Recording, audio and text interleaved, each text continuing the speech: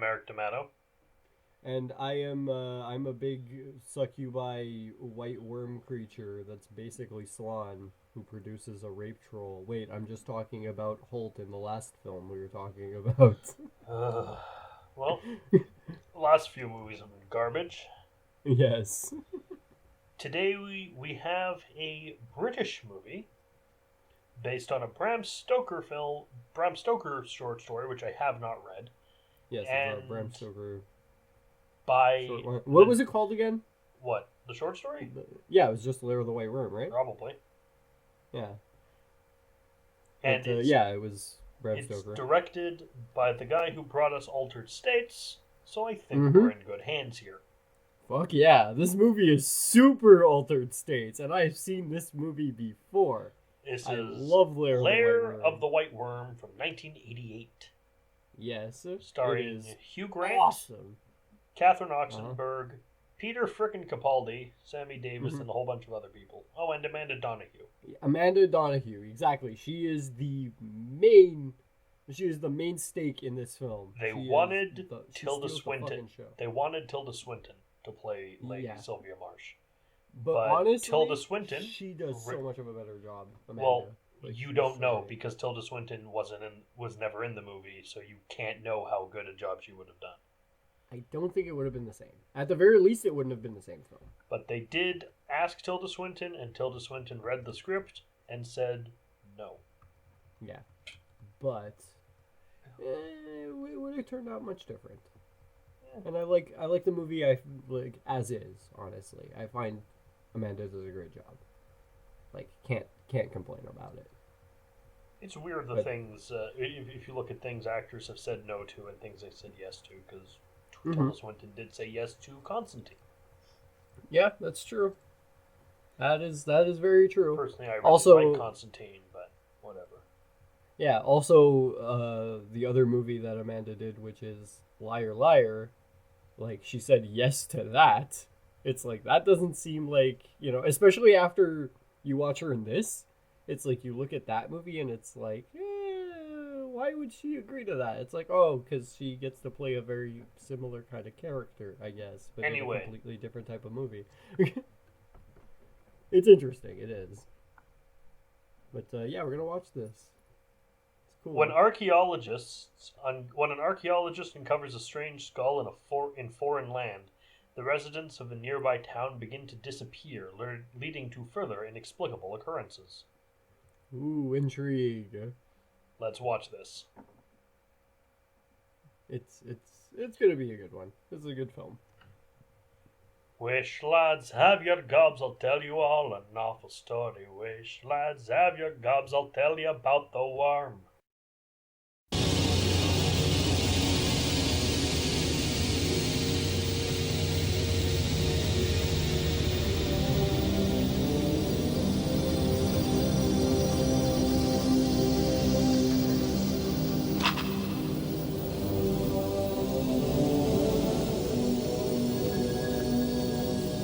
Your time has come, Eve. Come here. You will have the honor of being sacrificed to Diamond alive. There is a legend of an ancient evil. Something's been found in Stone Rig Cavern. A legend that no one would ever believe. Legend has it that Stone Rig Cavern was the lair of the Ampton Worm. Unless, of course, it came right up and bit him.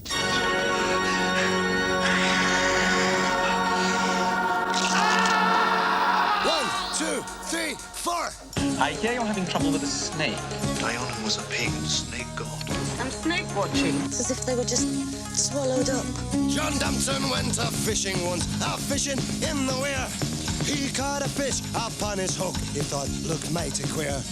Now what the kind of fish it was, John Dampton couldn't tell. But he didn't like the look of it, so he threw it down a well. Ha! Well, you mustn't take the word worm too literally. It's an adaptation of the Anglo-Saxon virm, meaning dragon or snake. Ah, the experience of a lifetime. Now the worm got fat and growed an awful size, with great big teeth and a great big mouth and great big goggle eyes. So John set out and caught the beast and cut it into halves. And that soon stopped it eating babes and sheep and lambs and cats. From the director of Altered States and the creator of Dracula, a new movie of venom and vengeance.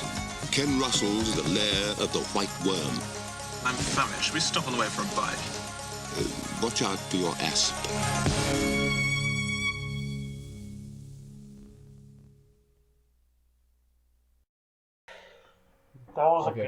That was a good movie.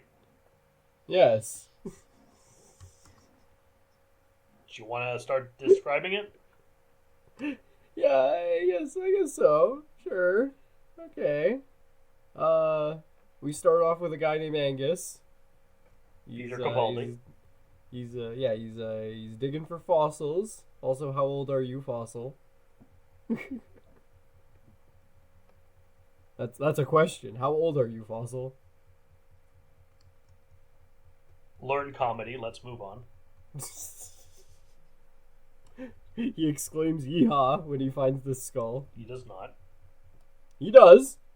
He totally says "Yeehaw." Finds a dinosaur skull in the ground. Yippee-ki-yay. He does not say that. Anyways, he thinks it's a cow or the two girls that he's with think it's a cow. They think it's a dinosaur. No, it might be a dinosaur. Yeah, it's like they're like, oh, this might be a cow or it might be a dinosaur. But they also find Roman coins, so it can't be a dinosaur because it was from ancient Roman times.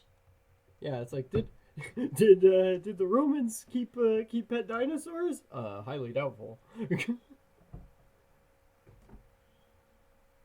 So they wash it off.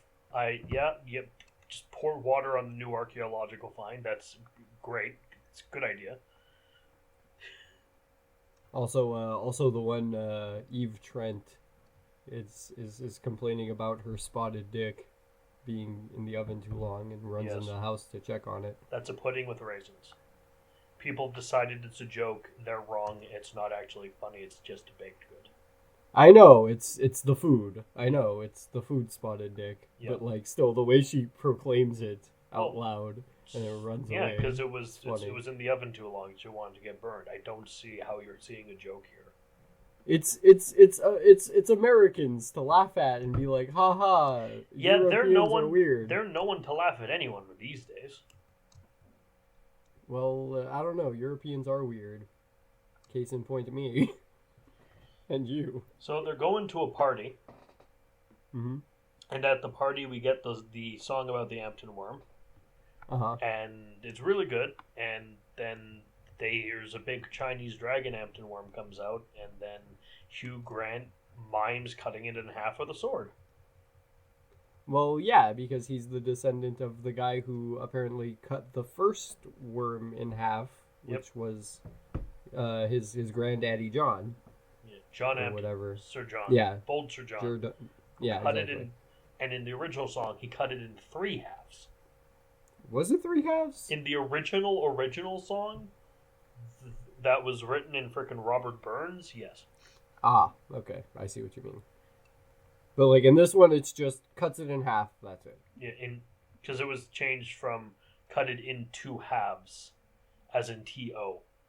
Yeah, exactly. Like TWO. Because they realized, we're teaching children this in school. Maybe we shouldn't tell them you can have 3 halves of something.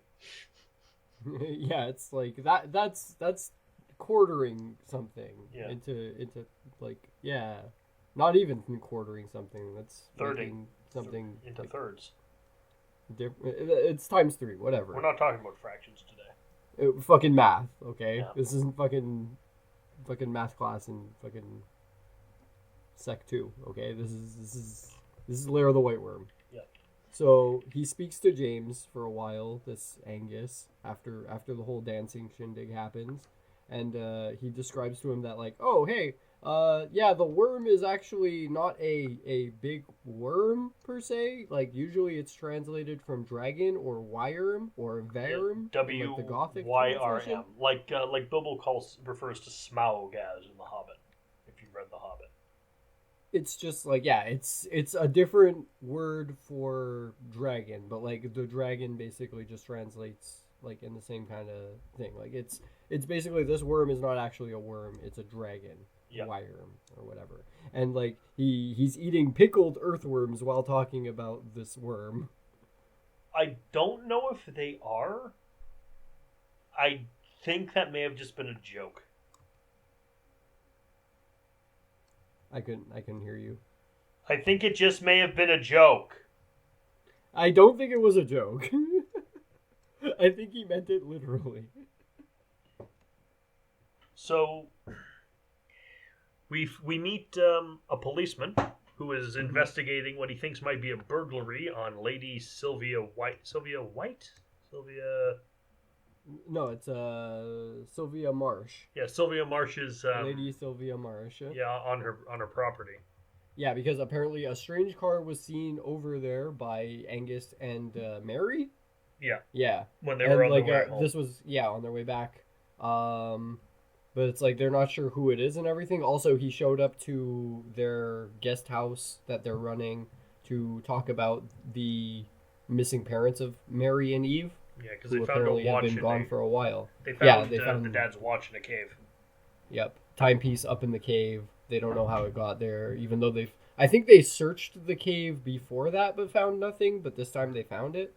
Like they actually did find this.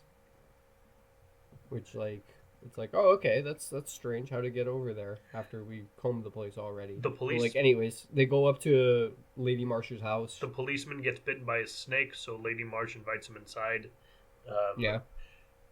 Helps conveniently, tries to help heal the wound. Gives him some brandy and sucks then, the poison out.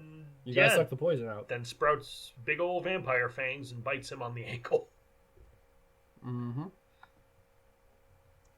Honestly, it's not like obvious at first because it's like, oh, he got bit on there anyhow, and also you don't get to see his ankle after that really until like the end of the movie. She's wearing a pirate hat for some reason. A pirate hat? Yeah, she has a 3-cornered hat on. I don't think he was wearing a pirate No, hat. she was. She was wearing a big frilly hat. No, it wasn't frilly. It was just a white tricorn. Yeah, but it looked cool. It was over fancy. It was over a hood. Yeah, it's super fancy though. Regardless. She also, while driving around in her car, picks up a hitchhiker and seduces him and takes him back to her mansion. That's after she steals the skull, though. Yeah, she shows up at the house and at the house where Angus is staying and steals the skull. Yeah, because the cop basically she got the cop to talk about who was snooping around her property, basically. Yeah, and it's like, oh, that Mary whatever. It's like, okay, I'm gonna pay go my get neighbors her. a visit. Yeah, exactly. I'm gonna go check on them right over there. And give my condolences. Goes into the house, steals the skull, leaves. Also puts it in the right hand side of the car. No, left hand side of the car because Europe. Yes. Because they all drive on the driver's side's on the right. Yes. Because Europe is weird. Are you sure they're weird? But the driver's side's on the right here. No. What do you mean? Left. Sorry, I'm bad with those. Exactly. Yeah, I think you're proving our point a bit more here. But yeah, she steals it, drives off. She picks up a hiker afterwards. Takes him home. He's a Boy Scout. Makes him take a bath, then drowns him. Yeah, she paralyzes him after heavily seducing him. Yes. Which is creepy. And playing shoots and snakes and ladders with him. Yeah, it has a big old white snake on it. White snake! Yeah, which is super fucking, on the nose. Yeah. Yes, magical white snake, though. She does spit poison on a crucifix, and when... Oh, yeah, we skipped right over that. And then I think it's Eve. Vomits venom. Yeah, when Eve... Is it Eve or Mary? It's Eve, the other one. Mary's the one that's going, that kissed John. Eve is going with James. Okay, so Mary, the one with the long hair, touches the No, cross. Eve. Okay, whoever it is touches the cross and has a hallucination about Jesus being crucified, and then there's a white worm, a big white snake wrapped around it.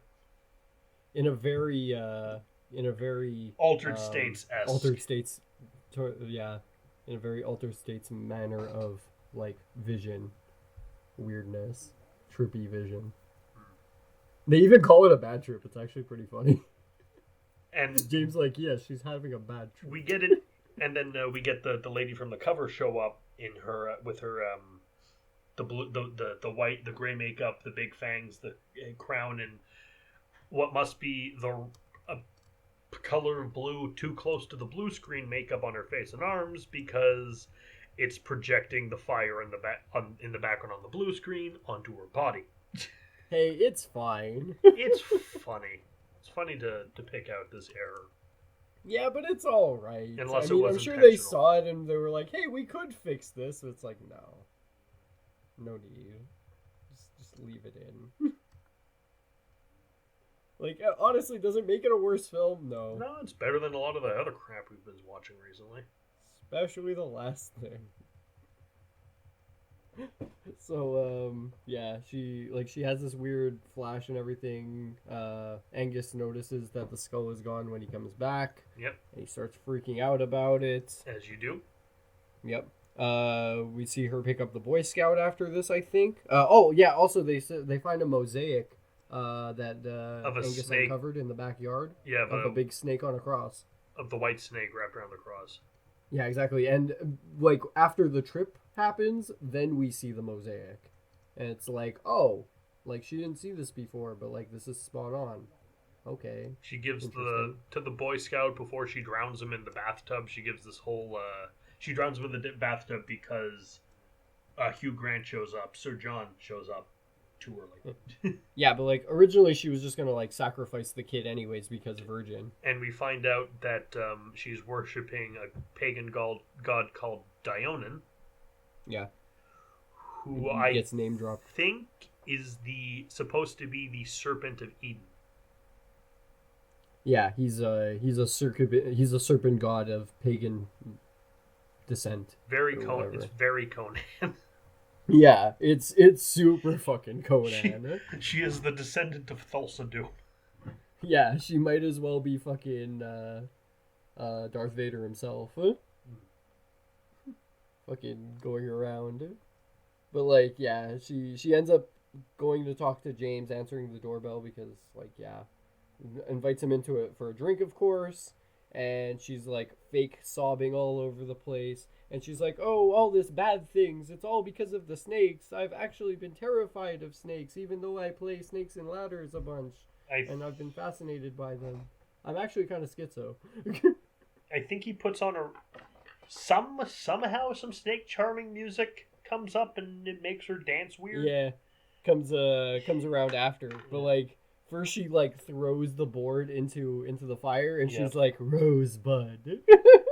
And he's like, what? She's like, nothing. Hugh Grant in this needs to watch more movies. Yeah, I know, right? So he's like, she like flicks her tongue at him and then like gives him the kiss and is like, I'll see you later. And he's like, yes, I will. And like leaves, goes back home and everything. And he has like very contrived, like very convenient things happening on the television, which is like a snake charming a snake into a sack, and then it comes out as a butterfly lady. Yeah, it's some weird silent film. Yeah, and then he has a dream about Sylvia and Eve, and also Mary as flight attendants. Yeah, it's odd. Yeah, but it was actually super appropriate because if you think about it, it's like, yeah, there are 3 schools of like flight attendant basically. There's the one who's like, oh, okay, I'm going to show you all the exits and everything. I'm going to do my job properly and everything. Get you anything that you'd like, take care of you, give you a pillow, fluff your pillow even, give you a blanket, whatever. The new, like the proper good, the lawful good flight attendant. Yes. And then there's like true neutral, which is basically where like Eve is basically just like also like doing the thing, but like sorta is like doing it less good, and also kind of just like is waiting till they land so they can take a break.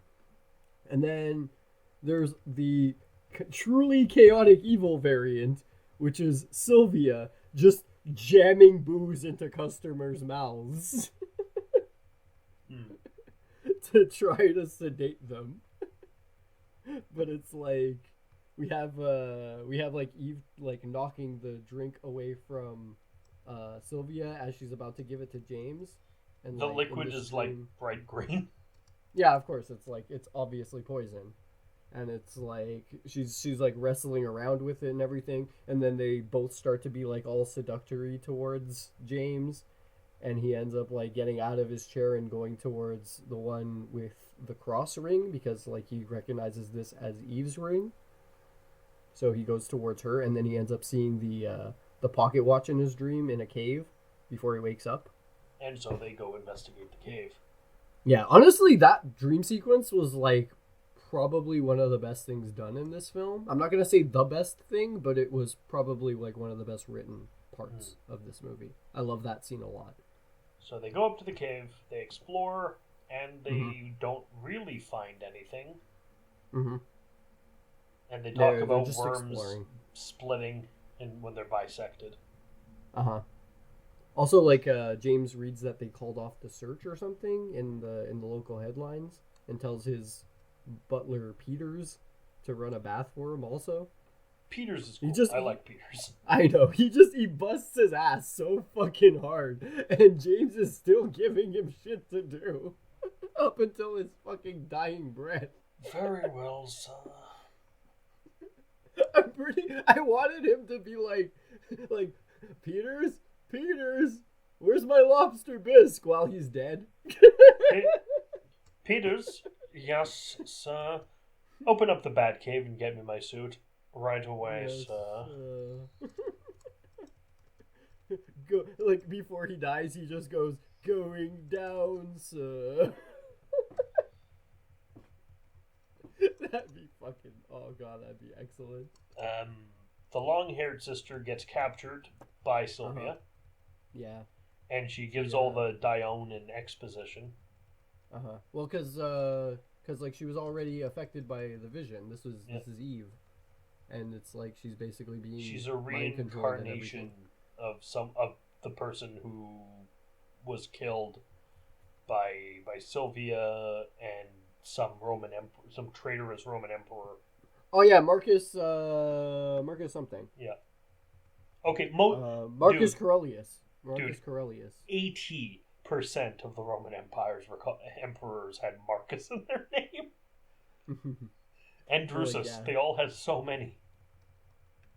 They're like, honestly, Marcus Corellius is like all over this place, and like it also kind of has very little to do with the Roman Empire, but like aside from like that one vision of like all the nuns being raped by the Romans. Point is, she's old.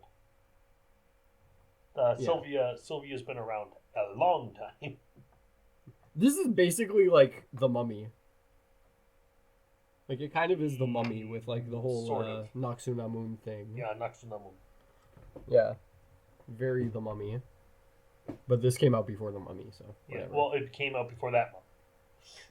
Yeah, before the fucking the Brendan Fraser Mummy is what I mean. Came out after the 30s Mummy. Yeah, of course.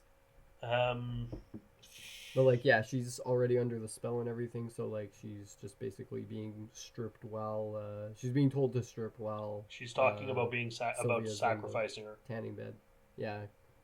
And she gets like the horn and everything, which like she ends up turning into a codpiece later. John gets the idea so they can search the house and rescue her, to blast freaking Snake Charmer music. Yeah. Just like, oh hey, where's that Snake Charmer vinyl that my father had? It's like, oh, it should be over there or whatever. Puts it on and it's like, oh, that's belly dancer music, flip it to side B, and then like it's actual like Snake Charmer things. It's like a Turkish Snake Charmer, and like he bumps it over the fucking speakers, and Lady Marsh, upon hearing it, just cartoonishly slithers out of a fucking wicker basket. No explanation as to why she was in a basket. It's like, why the fuck was she in there? Because the basket wasn't there last time we were in her living room. Yeah. Seriously, it spontaneously appeared to fucking make this even more cartoonish than it already is. Yeah.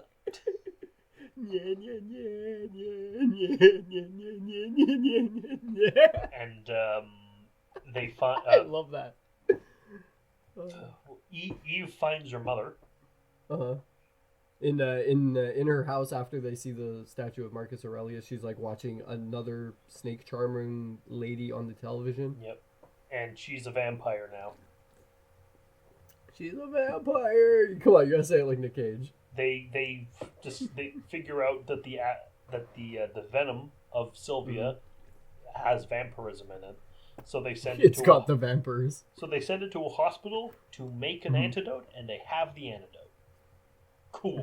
They get it, and Angus is shooting it into him while he gets this thing. He gets like a bunch of like his bagpiping garb on. He gets his gear together. Sylvia's on her way to Hugh's mansion, and the power goes out, but Sylvia doesn't get in. The mother of Eve gets in, and Hugh and Lord James Dampton just cuts her in two with a massive claymore. Yeah, honestly, that sword is really fucking nice. That's John Dampton's sword. It's too big for him. It's too big for James though, because He swinging spins it with it. throws him over. Yeah, he spins it like at waist height, and then just knocks over his drum kit. He's doing like some Soul Calibur moves. Yeah, he's doing the Siegfried spin. He's trying to do the magic sword attack from Legend of Zelda. All his D inputs are just fucking up. He can't do fireball motions or half circles. He's using a two-handed weapon in Fable before his strength is high enough. Yeah, he doesn't match the skill requirement for the sword. Either that or he's rolling fucking bullshit. So he cuts the mom in half and she's in two pieces. And then it's a pretty good effect too, honestly. Then it's daytime, it's like the whole floor thing. Daytime. Angus is suited up with bagpipes and he's playing the Ampton Worm song, and he gets chased by a vampire cop. Yeah, because like Mary gets in the car with the cop, who is of course under Sylvia's spell. He's a vampire, and he's like, yeah. You know what this movie reminded me of a lot? What? Scooby-Doo on Zombie Island. It had the similar setup with the cult and the people who you thought you trusted ended up being the vampire cat people. I don't think there was any point where I trusted Sylvia. No, I mean... Not even as a young boy. I mean the cop. Oh, yeah. Like, he is... Yeah, he was trustworthy. Because he seemed like a nice, bumbling... British cop stereotype. So he's a small village cop. He's nice. We like him. Yeah, he was a goodly man until he vampire. goes over to her house, and then bam, becomes a vampire. Yeah, exactly. But like, yeah, he chases Mary around, and Mary notices that like he has the bite on his ankle. Yeah. Like I said, like right at the end, basically. And then yeah, she runs away from him until Angus shows up with the bagpipes and starts like Pied Pipering him around. Basically, and then like pushes him, like he runs out of breath from like playing the bagpipes, and he just like pushes him, like gives him like a light shove onto the ground, and he just like gets impaled by like a lawn ornament. Yep. Like through of a the snake. It was a sundial. Yeah, it was a sundial with a snake. And I saw it was like a lawn ornament. He goes into the house and he throws a mongoose, which he has for some reason. Well, because it's the mortal enemy of the snake. He points that out, so he gets I've seen Rikki Tikki Tavi. I know that the mongoose is the mortal enemy of the snake, but I'm wondering where he got his mongoose in Scotland. For what? Hey, he found one, and I'm okay, also wondering he needed one. How he got a mongoose, a wild mongoose, mind you, to consent to going in his sporran. eBay. In 1988? Yes. All right, whatever. Also, he has a All right, what's Timmy. that? He has an account on like an agency, you know. He gets booked for these gigs. He's like, okay, we need a mongoose. All right, and Timmy. This guy's like, I'm your man. I'm your mongoose. Whatever, Timmy. Like, let's do this. Whatever, Timmy. He paid good money for that mongoose, okay, and that mongoose, by God, did its fucking job. You just have the Timmy Turner explanation. Remember, they asked where he got the weird stuff. Internet. Yeah. Because why not? The non-funny version of Danny Phantom. Oh, come on, that joke was pretty good. Yeah, like the first 5 times, then they did it every episode, and the show just wasn't funny. And then they brought in the baby, and it was ugh. We're not talking about that anymore. Good. So, oh yeah, we didn't mention that that Mary ends up actually like breaking control for a minute while she's on the phone. Yeah. And like mentions the whole Daonin. Dio Brando snake god. Yeah. But like yeah, she breaks it for a second and then she like gets bit again, and that's like how the whole gang like finds out about it, because like they finally like piece it all together and goes, oh, it's Lady Marsh. We must kill her with swords. Exactly, with swords and bagpipes and swords and grenades. So anyway, he throws a mongoose to kill Sylvia, but she just kills the mongoose because what did you think and would then happen? Throws it at his head through the curtain, and then like jumps on him, and then reveals that she was wearing earplugs, therefore the bagpipes did not affect her. They're going to do a big which is smart. So they take them down to do the sacrifice. Yes, the sacrifice is readied. Hugh Grant has a team of guys with toxic gas that are spraying the cave. Oh yeah, I want to talk about that after. Oh, I'm gonna remember that. So they're gonna sacrifice the girl to the snake. Mm-hmm. Yes. To the big I want to see the snake. They're gonna sacrifice eat the little girl. It's gonna sacrifice it to the danger noodle. Mm-hmm. I want to watch the girl go into the danger noodle. But Angus saves the day and gets Sylvia hanging off Eve's leg. Yeah, he like wakes up, knocks her, like shoulder tackles her into the hole. So he cuts her hand. Cuts her hand off with her own knife, and she falls into the really, really good looking practical effects snake monster. Yeah, honestly, really, really well done. And then drops a grenade in its mouth, and King Dodongo's it.